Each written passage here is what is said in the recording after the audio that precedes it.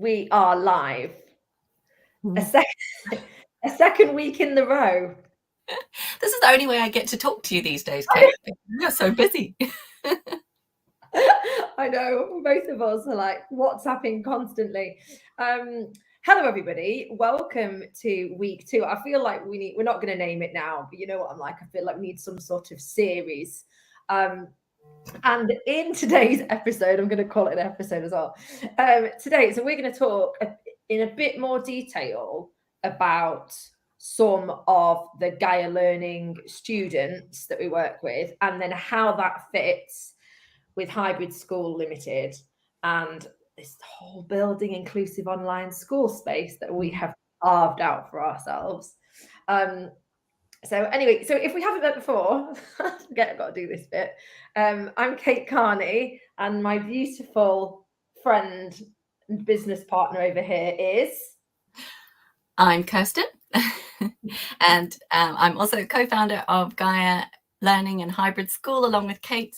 And we did speak last week online about ourselves entering this EdTech entrepreneur space, coming from the point of view of parents of children with additional needs, and also our business experience. But yeah, today I just wanted to share a bit about my teaching experience in a school that very much embraced technology, because I think it's all of these experiences that we've had that have brought us to the point of coming up with hybrid school as a very innovative solution to a problem that we feel lots of other schools are having around the country. And it's important, we need to tell everybody now that they've got to stay with us, because we're going to be with you for up to half an hour, but we've got a special guest who's going to run on in very soon, who's going to give us some first-hand experience from a different perspective about Gaia and hybrid, and I'm going to be really interested to see what she says. She's just said to me, yeah, and I'm going, do you know what you're going to say? Anyway, so you know, they say don't work with kids or animals, right? Yeah, animals and children. No, the dog's on here. It's just the kids, so that's fine. So when we talked earlier today, briefly, we talked about a case study and kind of explaining through the eyes of a Gaia learner what Gaia does. So talk to us a bit about some of the students that Gaia helps, and and then it'll start to fit in how Gaia fits with hybrid, and then our special guest will come in a couple of minutes. So yeah, give us some examples. Well, we're streaming on LinkedIn tonight, aren't we? So more to a business community, and I think the concept of hybrid learning has been around for quite some time, and I think whether you realized it or not, even pre-COVID, lots of organizations have used both in-person and virtual learning options to upskill workforces. So the concept of it in school is obviously more normalized since COVID. And I also think maybe COVID has done it a bit of a disservice, because some of the experiences that we all had as teachers, as parents through that lockdown was a learning, and for some of us, negative learning experience. Did you enjoy it as a parent, Kate? No, I found, and actually, I know we're going to talk about tech, so I won't go on about tech. I'll let you talk about that. But I actually found it really frustrating having, first of all, no clear direction in terms of the content and the tech, and how those two things fits together. Also, what's expected of me, and also what's expected of the kids. So I really didn't find it very easy, and I found myself and Poppy, and she'll talk a bit about her struggles when she comes over to see us.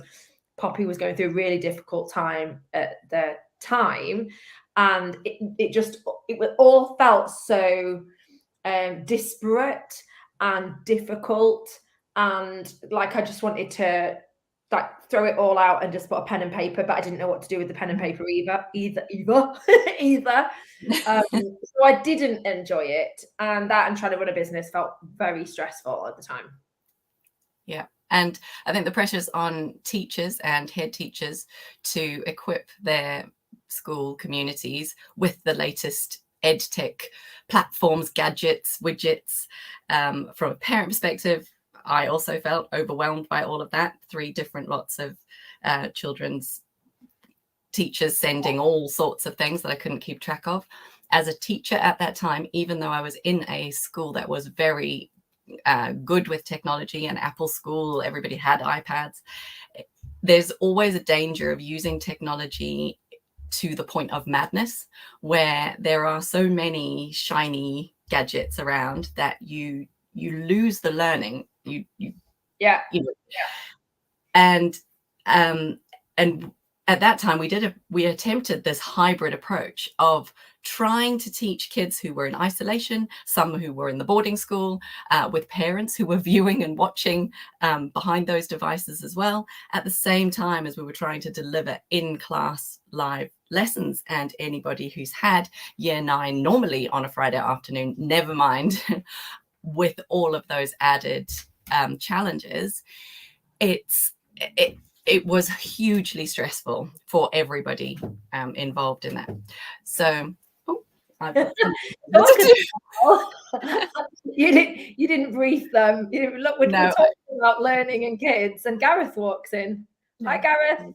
But I will help you later. Okay. See you later, darling. So the tech can be a lot, right? So some of the kids we work with through Gaia, and who have the alternative, maybe the alternative education providers that we support, or the mainstream schools that we support, often have tech which tries to support kids who don't want to go to school, who are neurodiverse and are really struggling, or for whatever reason. And the tech in itself can be one heck of a challenge, right? Yes. And so what we've done, and how we help teachers in the classroom and head teachers, is to support what they already have in place by meeting the needs of the learners who don't always, or all the time, or every day, fit inside that classroom space. So there is reprieve for teachers. There is another option for parents to tap into. So we have a student who joins us from a Montessori school, who's that school doesn't provide one of the subjects he wants to take. So just with supplying him a laptop, he's able to access our content, but also teaching in a way that suits him best. He also has an ASD and ADHD diagnosis, so we can really tailor it to capture his attention, and the teachers in that school can be left quite confident that while he's engaged with us, he is making progress. He's preparing for his GCSE, and we're also evidencing the fact that he learns best online. So when it comes to him taking that GCSE, he can have a scribe, he can use his digital tools to support him as well. On another extreme, so just today, one of our learners took his maths lesson from the dentist, literally. So this is a student who the local authority and the head teacher of the school that he's enrolled in have had a huge amount of challenge around trying to get him into a physical school space. And he's been out of school so long that the anxiety around re-entering school has become so great. So we are a bridge back to building his confidence in his learning. And it's just wonderful to see him get that confidence back and want to learn from literally wherever he is. So now a dentist trip is not stopping his learning, eating his sausage roll outside Greg's and still interacting with his teacher. I think we're showing we can make learning flexible wherever you are. I think, so I'll go excuse me, I'll go and get Pops, because I think that kind of learning flexible, but also being really responsive to what they enjoy doing. And Poppy's got Pops. Come in, because she's ever responded so quickly to anything. Pops has got a particular subject that she's really passionate about. And Gaia have helped her, what's the word? Crystallize it, come on in. So everybody, Hi, this, do you Poppy. know? Hi, I'm Poppy. How old are you? I'm 8 years old. So sometimes, do you want to tell us how it feels going into school? So Poppy's in mainstream school. Poppy's on has SEN support in school. You have like special groups and stuff, don't you, sometimes in school? So do you want to tell everybody sometimes how it feels going into school or going to school? Sometimes I don't like it when I get late because then everybody's in school and then I'm the one that's late and then I have to go in there, walk in, and then sometimes people just like look at me and I don't really like people looking at me when I get upset or something. What happens when you get upset? What do you do?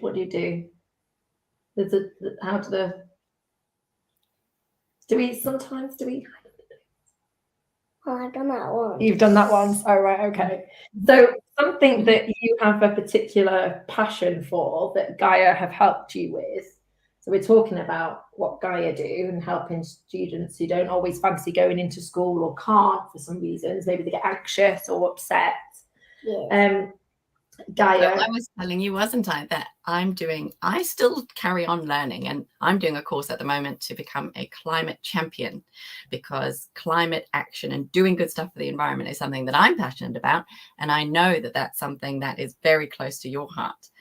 And it's not just learning about it and writing tests about it, is it?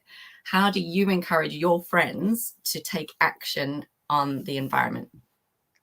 Well, I mostly keep reminding them that their environment isn't in a good place it's supposed to be in. And how do you do that? How do you get your message across to them?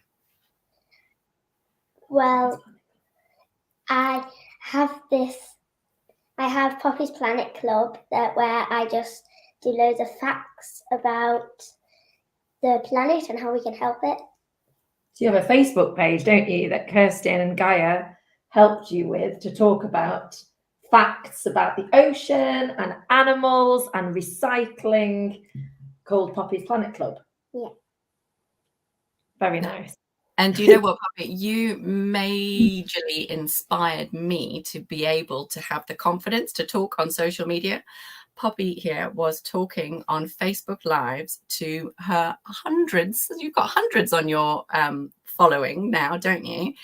And you've had guest speakers that I've seen you interview.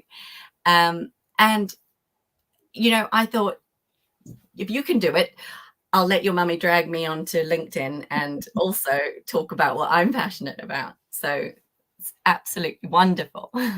So we're telling everybody about what Gaia Learning does and helping those students who maybe don't feel like they fit in school with everybody else, or they struggle with anxiety or ADHD. And also hybrid schools. So, you know, Mummy and Kirstin's new business with the logo there. Do you know what that is? That's where we build an online school for other schools. So imagine if your primary school had its own online school. So on the days that you found it a bit more difficult to go into school, you wouldn't miss out on your learning. You would still get to do your education. You might get to do the subjects that you really, really enjoy, and or in a maths in a way that you find really interesting, but it would still be part of Shavington School. So that's what we do. We build online schools. So not with bricks. Mummy and Kirstin aren't builders. We can't do that. But we can use technology to build an online school that looks and sounds and feels a bit like Shavington, a bit like yours. Do that to my school. Should I? Yeah. Do you think we should? Because then, like, we could use some of the Gaia teachers, or we could use your school's teachers, and it would all have the same values. So, you know, your rhino and your ant and things would still have all of that, but it would be online. And then sometimes you could go into school if you were feeling good. Maybe in the days you're doing art, you could go into school, or PE. But on the days when you're doing subjects that you're not maths. Maths. Well, sometimes we do maths all about the environment, or we count how many pieces of litter we can pick up on the beach, and then we can sort it out. And so sometimes we're doing maths that's really, really fun that we don't realize is maths. And that's a way that we can encourage people, like one of our students today who doesn't like to go to school. Even he wanted to come to school today because his whole classroom is all based around him, his interests, and is still equipping him with what he needs to do to pass his exams. But by the time he gets to do his exams, he's had so much fun learning anyway and getting the practical skills that he's interested about. And so the whole time he's been having fun. So if we were doing maths, if you had an online school that was still part of your big school, but it was your own online school, in there, Kirstin and our team would design the lessons just for you, or maybe for you and a few of your friends, in a way that maybe, like, how many bins do you have at school? How many litter pickers does it take to pick up? We need more bins. You need more bins. Okay. So we can count the bins, count how many litres of rubbish you can put in the bin. So you can do maths.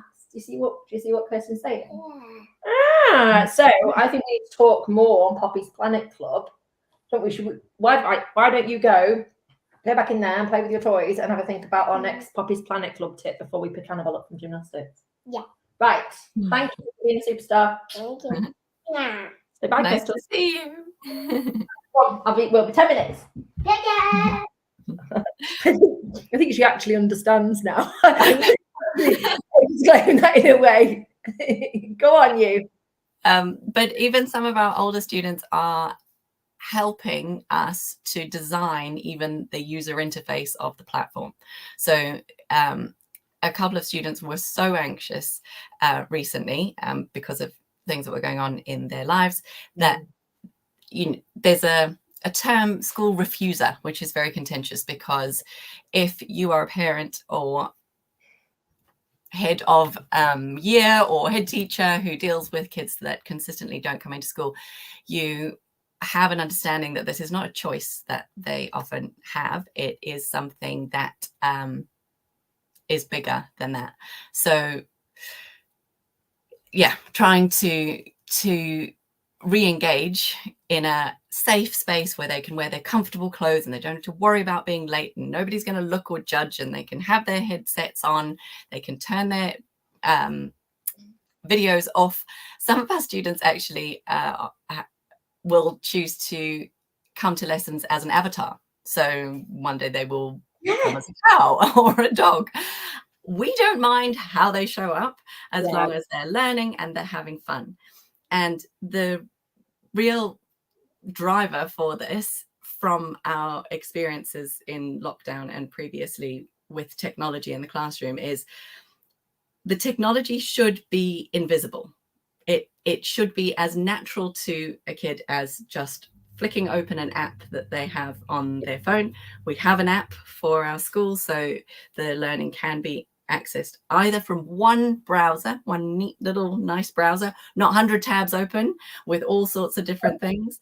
So all of the different multimedia resources that suit them are accessible from one space, and every bit of learning is recorded and captured. So imagine you're a head teacher walking the corridors of your physical school, looking into learning from the window of the classroom. Yeah.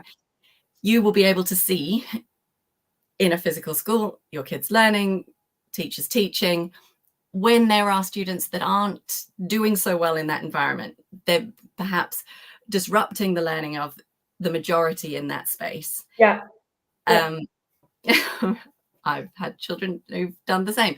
To be able to take them out of the classroom and continue to learn in a way that is really customized to them. They're not missing out. They're not. Yeah, that's it.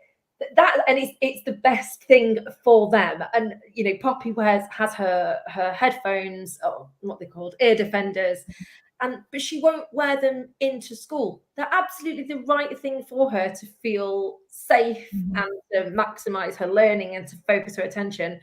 But she would much rather sit on the iPad and then go out and do a maths lesson, outside, or do some art or something than walk into school if she's 5 minutes late, for example, and feel watched by everybody, or feel like if she can't do a piece of work or something that's on the board, that everybody, that's when she feels like her world's closing in on her. Yeah, I see her thrive when she's like, I know now she's got an app open on her iPad, and she's like introducing her teddies to some creature on the app, or something's going on over there. And I think for us with hybrid, the ability to take everything that we've learned over the past 3 years with Gaia and build it. Gaia's our first baby. Through hybrid school, we're building these schools which have all of the love and the heart and the energy and the values, like I talked about, resilient rhino and teamwork ant and all of the things that her school have. That has those values, that has those principles. We are building the infrastructure, the policies, the educational content in partnership with their curriculum, all of that, using all of your and the team's experience in a way that is built around.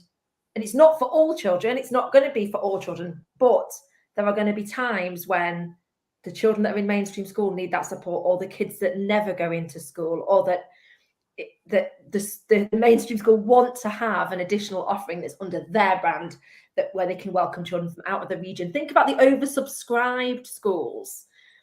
I was speaking to a head teacher the other day. He's like, this is a great idea. We're absolutely oversubscribed. We've got a great Ofsted, got a great reputation. We've got a great community with our parents. I'm like, well, this is just the missing piece of your puzzle then. But they don't even know, we're new. We're doing this whole thing. This whole concept is new, isn't it? Yeah, but in terms of the teacher, parent, user experience, to make the tech really easy, there's one sign-on into all of it. Yeah. There isn't also all the time, and there's you only get a few teacher training days in the year, and you don't want to be using them all up on reskilling everybody how to use Quizlet or Kahoot or embed some other kind of Google app into your learning. Our team do that really, really well. So to be able to support and upskill your team over time is something that we also offer. So to partner with you for as many months or years as it takes for you to feel comfortable in that, but to be able to offer your school community an added value offering. Yeah, that's what we're doing. So we're having lots of conversations at the moment with different schools, with mainstream schools who are looking to expand and create an online offering, and alternative provider schools, where in those instances often we have an intervention approach. So we're working with them, doing small classrooms. Under Gaia Learning at the moment, we're doing small classrooms and one-to-one intervention, as well as all of the B2C, as we would say, the tuition to support kids from all over the world in all different shapes, sizes, backgrounds, experience, races, all of that.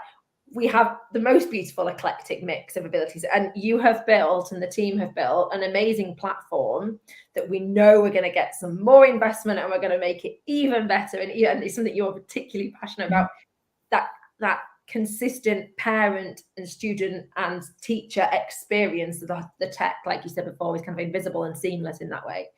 And it's I don't know where I was going, but I'm just kind of like, it's very exciting. We're like on the precipice. Yes. And I think, what equality, equal access, easy access, fairness of learning opportunities is really core to our values. So it doesn't matter whether this is accessed by an alternative provision or by overseas international schools. We have a first-class international, globally recognized curriculum accredited by Cambridge through Gaia Learning, and with our individual schools, we're customizing and bespoking the curriculum to suit their offering. So we can offer the AQA curriculum or EdXL,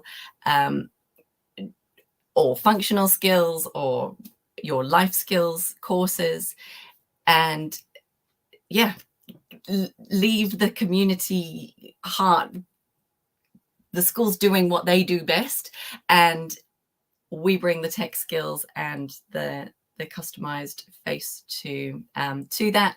And as we said in the last session, we are thrilled to be working with IBM now and hosting our learner data on the IBM cloud, which is the most secure platform. And we are really, really passionate about having, learning young kids and all this. These are vulnerable populations where this human-centered learning and the analytics that we're capturing are being hosted in a safe space. And so just like I used that analogy earlier, imagine you're a head teacher walking down and looking into your classroom spaces. Your classroom that we build has the exact same functionality. You can literally drop in like a window and observe the learning that's happening. We do sensitively and securely record all of our lessons so that students can use it for revision, but also so for safeguarding purposes as well. And I think the counterintuitive thing is that we are an ed tech company. We keep needing to classify ourselves in these business things, but we are using the tech to make the learning more human and more flexible, more personalized than it almost can be in large classes in a physical school space. So really believe that the hybrid blended approach to learning is the future. That is going to conclude us beautifully. And I think I don't even need to bully you into doing this again. I know that we're going to do this. And I think we might even do it next week. We're just going for it. And I think the role of the role of data for a school, excuse me, that data plays in a personalized learning experience and how we enable that through schools, through hybrid school, is our next discussion. So I'm going to remember that. Personalized data, schools, yes, how that supports a learner experience, in particular for those kids with special educational needs and who are vulnerable. That's next week. And absolutely. And I think another bit to really point out is Ofsted have been promising that they are going to accredit online schools, but we are waiting. We are still waiting for them to come. But and we'll talk next week about the importance of the data and the analytics in providing that framework that Ofsted will be looking for based on the guidelines that they've already put out, so that alternative providers can already feel confident that what you will be accessing is safe, secure, and what learners deserve, because this EdTech space is not one to play in lightly. Okay, that is what we're going to talk about next week. Yeah. I will see you then, hopefully before as well. I'll see you in about an hour. I'll call you in a few minutes on the way to picking the kids up. Okay, my lovely. Right. Well, until next Monday, I'm pretty sure we can both do next Monday. Thank you, everybody who has joined us. And you know where we are. You can find our hybrid school website at hybridschool.io, and you can take a look at Gaia Learning and our courses and curriculum and Selected School and how all that works at GaiaLearning.co.uk. And one more thing.